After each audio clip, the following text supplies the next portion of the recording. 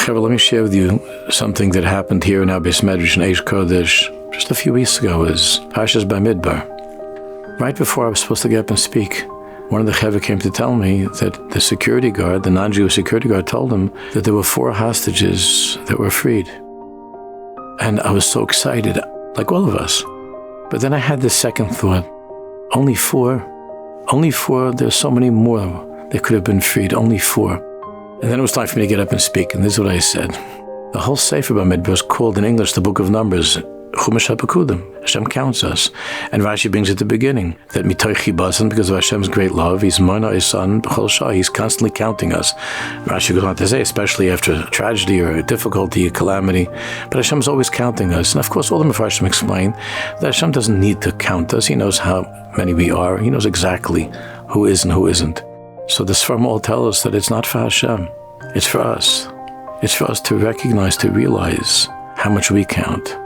It's for us to know that even if you would have in a room all 7 Ushpizin, Avim, Yitzchak, Yaakov, the rest of them, and besides the 7 Ushpizin, Rabbi Shimon Bar Yochai would come to the room, and the Baal Shem Tov would come into the room, and we had 9. They still can't make a minyan. And they go looking around. Can you imagine? They go looking around the Ovis, the Ushpizin, the Melech, Yosef Atzad, Baal Shem, Rashbi. They look on the street and they see me or you like some like little yid, some schlepper, and they say, we need you for a minyan.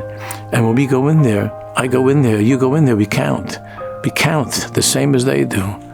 Hashem Yisbarach wants us to know that each one of us counts so much. Each one of us counts. And that the counting is not a counting if one of us is missing.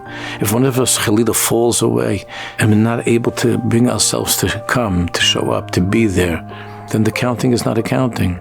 So then I told something, and it was very interesting. I had this thought. Many years ago, people used to stand online to get $1 and a bracha from the Lubavitcher Rebbe. And there was an elderly woman that was standing there for hours. She had never been there before, and she was very tired.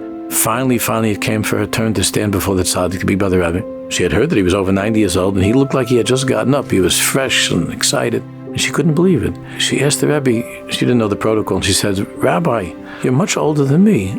How do you have this energy, this strength to stand there all day? So the Rebbe said that when you're counting diamonds, you don't get tired. After Shabbos, I got messages from 50, 60 people sent me messages that when the commanding officer of that operation, when he got the chevra, they were able to take out the 4 hostages, the lashon, the words that he used was, Haya halomim biyadenu.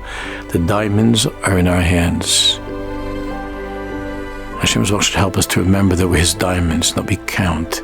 And if we remember that we're His diamonds and we count, we'll be able to get out of the captivity that we're in. We won't be hostages anymore. It should be soon.